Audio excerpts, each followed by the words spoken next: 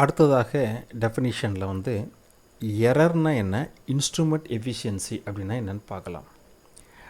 What is error? The error is the difference between a measured value and the true value of the quantity. என்ன measure பண்ணமோ அந்த வேல்யூக்கும் ஆக்சுவலாக என்ன இருக்கணுமோ அதுக்கு ரெண்டுக்கு இருக்க டிஃப்ரெண்ட்டு தான் அப்சல்யூட் எரர் அப்படின்னு சொல்கிறேன். நீங்கள் இந்த ஃபார்முலா மட்டும் எழுதினாலும் ஓகே தான். Absolute error equal to measured value minus true value is called error. இதை மட்டும் எழுதினாலும் ஓகே தான். தென் இன்ஸ்ட்ருமெண்ட் எஃபிஷியன்சி. இன்ஸ்ட்ருமெண்ட் எஃபிஷியன்சி பொதுவாக எஃபிஷியன்சி அவுட்புட்டோட போய் இன்புட். ஒரு இன்ஸ்ட்ருமெண்ட்டில் அவுட்புட் என்னவாக இருக்கும்? ஃபுல் ஸ்கேல் டிஃப்ளெக்ஷன் தான் அதோடைய அவுட்புட். இன்புட் என்னவாக இருக்கும்? அதுக்குள்ளான பவர் தான் அதோடைய இன்புட்.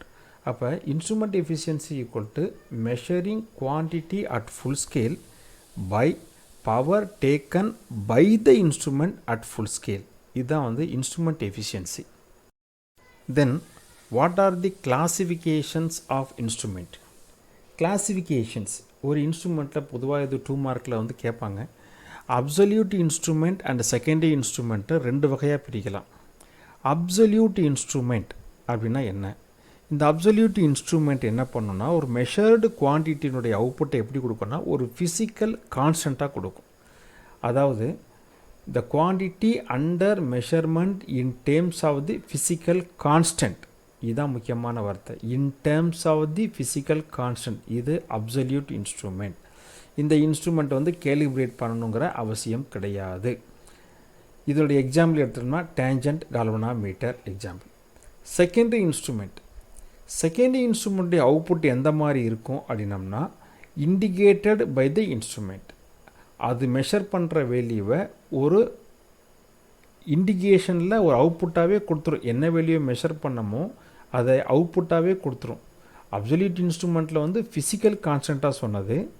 இங்கே என்ன பண்ணோம்? Measure output indicated by the instrument இந்த மாதிரி கொடுத்துரும். இந்த இன்ஸ்ட்ருமெண்ட் வந்து நம்ம கேலிப்ரேட் பண்ணிக்கணும். எதை வச்சு கேலிப்ரேட் பண்ணோம்னா அப்சல்யூட் இன்ஸ்ட்ருமெண்ட்டை வச்சு தான் செகண்டரி இன்ஸ்ட்ருமெண்ட்டை கேலிப்ரேட் பண்ணணும். ஏன்னா இதுதான் ட்ரூ வேல்யூவை கொடுக்கும். இது அதுக்கு ஈக்குவலாக கொடுக்கக்கூடிய செகண்டரி இன்ஸ்ட்ருமெண்ட். இது நாம் ஜென்ரலாக யூஸ் பண்ணக்கூடிய லேபில் யூஸ் பண்ணக்கூடிய அம்மீட்டர், வோல்ட் மீட்டர், ஜென்ரலாக நம்ம யூஸ் பண்ணக்கூடிய எல்லா இன்ஸ்ட்ருமெண்ட்டுமே செகண்டரி இன்ஸ்ட்ருமெண்ட். அடுத்ததாக various effects used in instrument. ஒரு இன்ஸ்ட்ருமெண்ட்டில் நான் என்ன வேணும்? நமக்கு ஏற்கனவே நமக்கு ஒரு 3 ஃபோர்ஸ் வேணும். ஒரு டிஃப்ளெக்டிங் ஃபோர்ஸ், ஒரு கண்ட்ரோலிங் ஃபோர்ஸ், ஒரு டேம்பிங் ஃபோர்ஸ். இதெல்லாம் வந்து இன்ஸ்ட்ருமெண்ட்டில் யூஸ் பண்ணக்கூடிய ஃபோர்ஸஸ். இந்த டிஃப்ளெக்டிங் ஃபோர்ஸ் க்ரியேட் பண்ணுறதுக்கு சில சோர்ஸ் எனக்கு வேணும். இப்போது ஒரு டிஃப்ளெக்டிங் டார்க்கு க்ரியேட் பண்ணுறதுக்காக என்னென்ன சோர்ஸ் எல்லாம் யூஸ் பண்ணுறோங்கிறது தான் அந்த எஃபெக்ட்ஸ் அப்படின்னு சொல்கிறேன். நான் ஒரு பாயிண்டரை திருப்புறதுக்கு என்னென்ன எஃபெக்டெல்லாம் எனக்கு தேவைப்படுதுங்கிறதான் வேரியஸ் எஃபெக்ட்ஸ். அப்போது ஒரு பாயிண்டரை திருப்புறதுக்கு என்னென்ன எஃபெக்டெல்லாம் யூஸ் பண்ணலான்னா ஒரு 5 எஃபெக்ட் யூஸ் பண்ணுறோம் பொதுவாக. 1 magnetic effect, 2 thermal effect, 3 chemical effect, 4 electrostatic effect, 5 induction effect. இந்த 5 எஃபெக்டை யூஸ் பண்ணி இதில் ஏதோ ஒரு எஃபெக்டை யூஸ் பண்ணி தான் நம்ம வந்து டிஃப்ளெக்டிங் டார்க் வந்து க்ரியேட் பண்ணுறோம். ஃபஸ்ட்டு இந்த மேக்னெட்டிக் எஃபெக்ட் எப்படின்னு பார்க்கலாம். பொதுவாக ஒரு மேக்னெட்டில் நார்த் போல் ரெண்டும், அதாவது சேம் போல் வச்சோம்னா என்ன பண்ணும்? ரிப்பலிங் ஃபோர்ஸ் கிடைக்கும். ஆப்போசிட் போல்ஸ் பார்த்தா அட்ராக்டிங் ஃபோர்ஸ் கிடைக்கும். இந்த ஃபோர்ஸை யூஸ் பண்ணி ஒரு பாயிண்டரை ரிஃப்ளெக்ட் பண்ணோம்னா இதுக்கு டிஃப்ளெக்டிங் பண்ணுறதுக்கு யூஸ் பண்ணுறது மேக்னெட்டிக் எஃபெக்ட். அடுத்ததாக வந்து தெர்மல் எஃபெக்ட். ஒரு டெம்பரேச்சராக ஒரு ஹீட்டுடைய எஃபெக்ட். அந்த ஹீட்டுடைய எஃபெக்டை யூஸ் பண்ணி நம்ம ஒரு பாயிண்டை திருப்ப முடியும். இது தெர்மல் எஃபெக்ட். எப்படி? ஒரு வயரில் ஒரு கரண்ட்டை நம்ம செலுத்துகிறோம் அப்படின்னம்னா அந்த வயர் ஹீட் ஆகும். இந்த ஹீட் ஆகக்கூடிய எஃபெக்டை யூஸ் பண்ணி ஒரு டிஃப்ளெக்டிங் டார்க் கிரியேட் பண்ணலாம் நம்ம. இதுக்கு உதாரணத்துக்கு ஹார்ட்வேர் இன்ஸ்ட்ருமெண்ட். இந்த ஹார்ட்வேர் இன்ஸ்ட்ருமெண்ட் என்ன? நம்ம மெஷர் பண்ணக்கூடிய கரண்ட்டை இந்த இன்ஸ்ட்ருமெண்ட்டில் உள்ளே செலுத்துனோம்னா உள்ளே இருக்க வயர் வந்து சூடாகும். இந்த சூடாகக்கூடிய வேல்யூவை பொறுத்து பாயிண்ட் வந்து டிஃப்ளெக்டிங் ஆகும். இது இது வந்து பார்த்திங்கன்னா தெர்மல் எஃபெக்ட் அப்படின்னு சொல்கிறோம். எக்ஸாம்பிள் வந்து தெர்மோகப்பிள்ஸ், போலோமீட்டர், இதெல்லாம் வந்து தெர்மல் எஃபெக்டை பேஸ் பண்ணி தான் ஒர்க் ஆகுது. நெக்ஸ்ட்டு கெமிக்கல் எஃபெக்டை பேஸ் பண்ணி ஒர்க் ஆகிற இன்ஸ்ட்ருமெண்ட் என்ன? டிசி ஆம்பியர் ஹவர் மீட்டர் அப்படின்னு. இது இப்போ நமக்கு ஆக்சுவலாக இல்லை. முதல்ல டிசி சிஸ்டம் யூஸ் பண்ணிகிட்டு இருக்கும்போது யூஸ் பண்ணோம். எப்படி அப்படின்னம்னா கெமிக்கல் எஃபெக்டை யூஸ் பண்ணி எலக்ட்ரிக்கல் எனர்ஜியை நம்ம மெஷர் பண்ண முடியும். இதில் டிசி சிஸ்டத்தில் இதை வந்து கெமிக்கல் எஃபெக்ட்.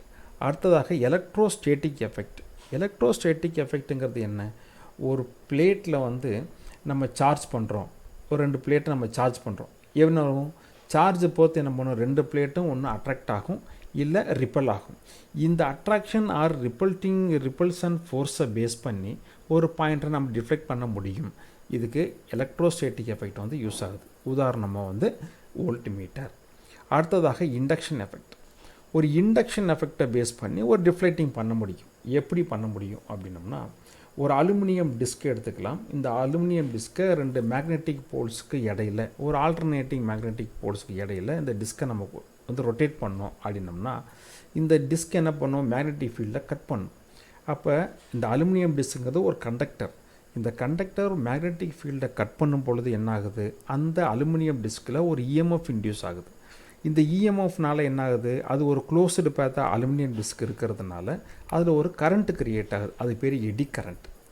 இந்த கரண்ட்டும் அந்த மேக்னெட்டிக் ஃபீல்டும் ஒன்றோட ஒன்று இன்ட்ராக்ட் ஆகி ஒரு டார்க் கிரியேட் பண்ணும். இது மூலமாக பாயிண்டரை திருப்ப முடியும். இதுக்கு பேர் இண்டக்ஷன் எஃபெக்ட் யூஸ் ஆகுது. இது உதாரணத்துக்கு எங்கே யூஸ் பண்ணுறோம்? எனர்ஜி மீட்டரில் நம்ம யூஸ் பண்ணுறோம். இந்த 5 எஃபெக்டை யூஸ் பண்ணி நம்ம பாயிண்டரை டிஃப்ளெக்ட் பண்ணுறதுக்கு யூஸ் பண்ணுறோம் பொதுவாக இன்ஸ்ட்ருமெண்ட்ஸில். இந்த 5 எஃபெக்ட் என்னென்ன? Magnetic effect, thermal effect, chemical effect, electrostatic effect and induction effect. Okay.